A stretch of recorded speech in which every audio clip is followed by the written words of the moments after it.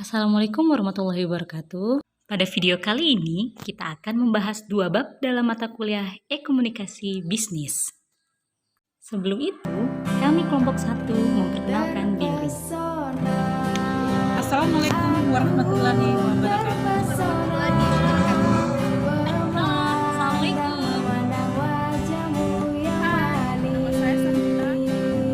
Lanjut materi. Saya akan menjelaskan materi dari bab 8 yang berjudul komunikasi bisnis terkait negosiasi dan laporan.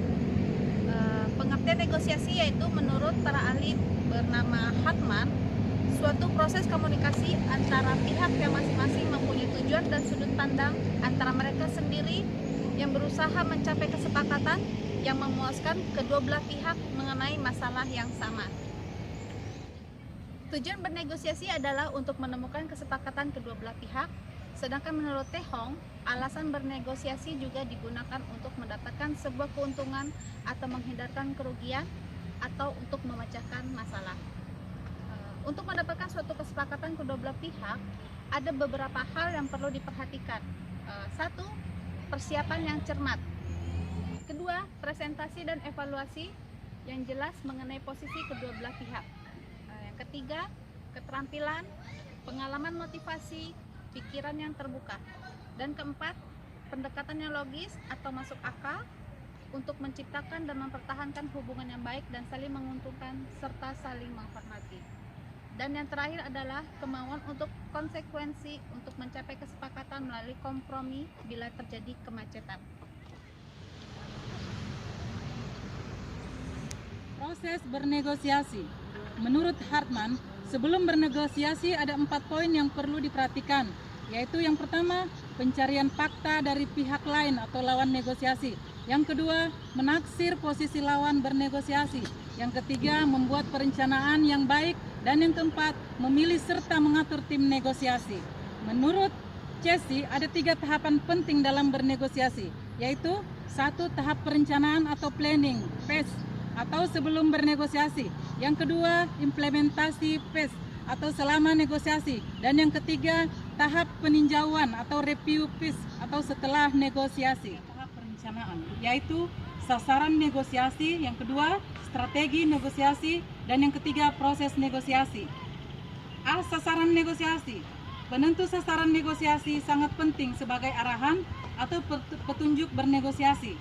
B. Strategi negosiasi merupakan cara atau teknik untuk mencapai tujuan bernegosiasi. Beberapa strategi bernegosiasi yaitu yang pertama, strategi kooperatif. Terdiri dari sasarannya mencapai kesepakatan kedua belah pihak. Yang kedua, mencapai pihak lawan, melakukan kompromi jika diperlukan, menciptakan landasan dan kepentingan bersama. Strategi kompetitif sasaran. Strategi ini adalah mengalahkan lawan, tidak mempercayai lawan dan siap bertarung, tidak memberikan aba-aba dan menghabiskan semuanya. Strategi analisis. Yang pertama, mempunyai filosofi bahwa seorang negosiator adalah pemecah masalah, bukan seorang petarung. Memandang negosiasi sebagai bentuk latihan dalam memecahkan masalah, berusaha kreatif dan bersama-sama mencari alternatif solusinya. Menggunakan kriteria yang objek dalam mengambil keputusan. Menurut Chessy, proses negosiasi terbagi 6 tahapan. Tahapan yang pertama, persiapan, di mana tahapan yang berkaitan dengan pengumpulan informasi. Yang kedua, kontak mata, pertemuan secara langsung antara kedua belah pihak. 3. Konfrontasi. Tahap ini saling argumentasi terhadap segala sesuatu yang akan dinegosiasikan. 4. Konsilasi, tahap untuk saling melakukan tawar-menawar. 5. Solusi, tahap di mana kedua belah pihak mulai saling menerima dan memberi. Yang keenam, pasca negosiasi atau konsolidasi, tahap untuk melakukan konsolidasi bagi kedua belah pihak. Oke, tahapan selanjutnya, tahapan implementasi. Tahapan ini merupakan tahapan atau tindakan yang diperlukan agar mencapai sukses dalam bernegosiasi. Komponen penting tahapan ini pertama, taktik cara Anda. Kedua, bekerja sama. Ketiga, tidak bertindak apa-apa. Dan yang terakhir, keempat, melangkah ke tujuan lain. Tahap terakhir, tahap peninjauan negosiasi. alasan penting tahapan ini untuk memeriksa capaian tujuan Anda. Jika tidak, hal itu menjadi pelajaran bagi seorang negosiator. Dan jika iya, pastikan apa yang sudah Anda lakukan dan ayo bangun kesuksesanmu. Keterampilan bernegosiasi. Menurut Hartman, hal penting dalam keterampilan bernegosiasi antara lain 1. Persiapan 2. Memulai negosiasi 3. Strategi dan teknik 4. Kompromi 5. Menghindari kesalahan taktis 6. Persiapan yang baik 7. Berlatih 8. Menggambarkan posisi Anda 9. Membuat usulan atau proposal 10. Penawaran dan terakhir 11. Persetujuan. Kalau menurut Matok dan Ehrenborg, yang pertama itu merasa nyaman akan diri sendiri. Yang kedua, tidak merasa dibohongi. Ketiga, sekutu yang kekal. Keempat, memahami lebih banyak. Kelima, negosiasi selesai. 6. Pelayanan yang bagus. 7. Disenangi. 8. Komunikasi yang jelas. Dan yang terakhir, mengetahui kemampuan dan usaha. Tipe negosiator. Menurut Kase, ada 4 tipe. Pertama, curang. Kedua, bodoh. Ketiga, naif.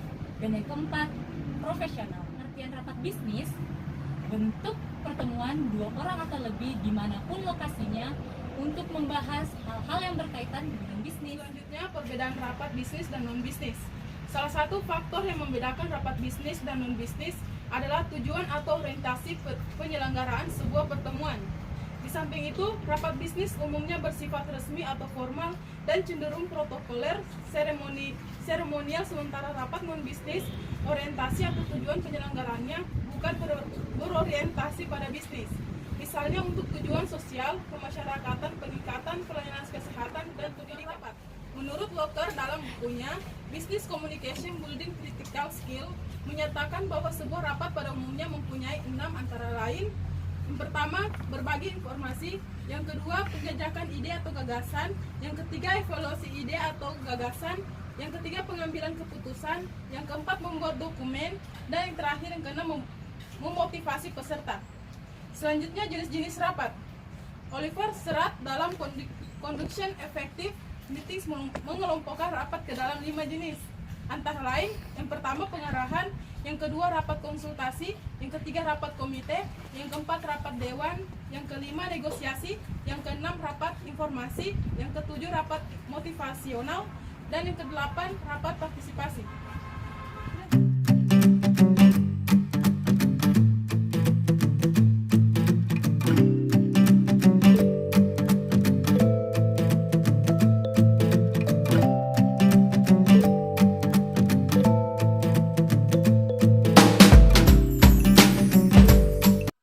Materi selanjutnya, sistem informasi bisnis berbasis internet. Pertama, aplikasi e-business. Apa aplikasi e-business? Aplikasi e-business ialah kegiatan bisnis yang dilakukan secara otomatis dan semi-otomatis dengan menggunakan teknologi internet lebih efisien dan fleksibel dalam sistem pemrosesan data secara internal dan eksternal. Pengiriman datanya pun bisa melalui web, internet, intranet, extranet, ataupun kombinasi lainnya. Hal yang berkaitan dengan e-business pada proses bisnis, yang pertama, valucan pembelian secara elektronik. Kedua, manajemen rantai supply. Ketiga, pemrosesan order elektronik. 4, penanganan dan pelayanan kepada pelanggan. Dan yang terakhir, kerjasama dengan mitra bisnis. Salah satunya ialah marketplace, di mana market space atau wadah di internet yang mempertemukan antara calon pembeli dan calon penjual untuk bertransaksi sebagaimana di kehidupan nyata. Oleh karena itu, ada 7 strategi taktis untuk sukses dalam e-business. Yang pertama, fokus. Apa barang yang kamu hendak jual? Yang kedua, banner yang tertulis. Ketiga, adanya level aliansi. agen sebagai penyalur produk yang hendak dijual. Keempat, memanfaatkan kekuatan email. Yang kelima, menulis artikel, yaitu pengenalan terhadap produk yang hendak kita jual secara informatif. Dan keenam, melakukan e-marketing. Ketujuh, komunikasi instannya terminologi e-business. Istilah ini bukan hanya perdagangan e-commerce saja, melainkan pemasaran internet. Ada beberapa definisi mengenai e-business. Di antaranya, pertama, menurut Stephen Kotler tahun 2002, e-business adalah praktik pelaksanaan dan pengelolaan proses bisnis utama seperti perencanaan produk, pengolahan pasukan bahan baku, manufaktur, penjualan, pemenuhan pesanan dan penyediaan pelayanan melalui penggunaan teknologi komunikasi, komputer, dan data yang telah terkomputerisasi.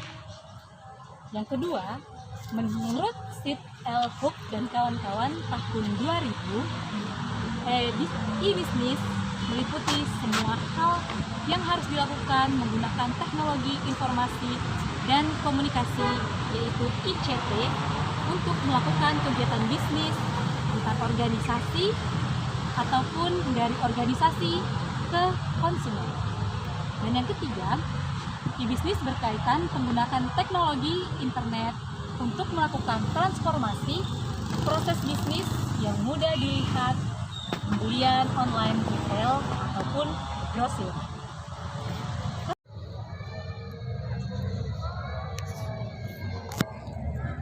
Keuntungan e-business. Kenali dulu karakteristiknya. Yang pertama, pada level operasional terjadi restrukturisasi dan redistribusi dari bit-bit digital, sehingga mudah perusahaan untuk meniru model perusahaan lain yang telah sukses. Yang kedua, beda dengan konvensional, e-business mampu melayani setiap saat. Yang ketiga, berjuta pelanggan dapat berinteraksi dengan berjuta perusahaan yang terkoneksi internet sehingga biaya sangat murah bagi perusahaan untuk berpindah-pindah. Dan yang keempat, fenomenal internet mewajibkan untuk bekerja sama dengan mitra yang baik. Mekanisme perdagangan terbuka dan pasar bebas secara tidak langsung. Contoh aplikasi e-business. Yang pertama, surat elektronik atau email. Yang kedua, surat suara atau voicemail. Yang ketiga, forum diskusi. Yang keempat, sistem percakapan tertulis atau chatting. Yang kelima, konferensi usaha. Dan yang keenam, konferensi video.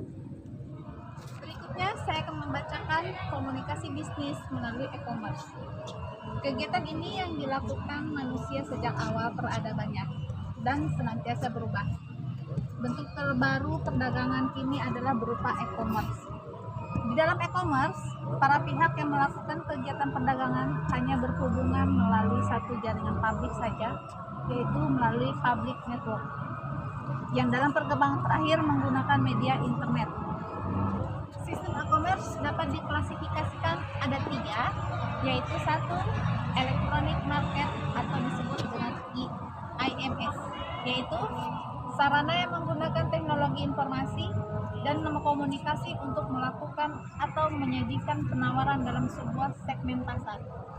Yang kedua, electronic data interchange atau EDI, yaitu sarana untuk mengefisiensikan pertukaran data transaksi reguler yang berulang-ulang dalam jumlah yang besar. Yang ketiga, internet e-commerce, yaitu penggunaan internet yang berbasis teknologi informasi dan komunikasi untuk distribusi perdagangan. Transaksi e-commerce memiliki beberapa karakteristik antara lain: 1, transaksi tanpa batas; 2, transaksi anonim; 3, produksi digital atau non-digital; dan yang terakhir adalah produk barang tak berwujud. Penerapan e-commerce menghasilkan komunitas yang memanfaatkan cyberspace sebagai tempat bertemu, berkomunikasi, dan berkoordinasi secara intensif dengan memanfaatkan media, dan infrastruktur telekomunikasi. Komunitas itu ialah komunitas bisnis elektronik.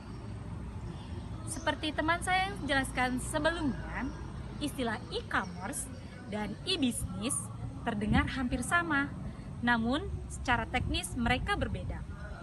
Di mana e-commerce merupakan subperangkat dari e-bisnis. Di Indonesia sendiri, internet belum terlalu populer digunakan menjadi media interaktif bisnis. Selain minimnya penetrasi infrastruktur internet, lapisan masyarakat masih kurang mengkomunikasikan bisnis melalui teknologi mutakhir. Itu semua disebabkan oleh 1. Masalah kepercayaan. Benar tidaknya produk yang Anda tawarkan. Kedua, masalah pembayaran. Masyarakat masih meragukan keamanan sistem pembayaran melalui internet. Ketiga, masalah info produk. Diakibatkan pembeli yang tidak melihat secara langsung, maka dia akan agak ragu mengenai kualitas dan kebenaran akan produk yang Anda jual. Yang keempat, mayoritas konsumen di Indonesia masih lebih nyaman bertransaksi secara langsung. Selanjutnya, bisnis di era globalisasi diselenggarakan penuh secara kerja tim yang memiliki kemampuan untuk memadukan yang pertama, keuletan negosiasi dengan wawancara.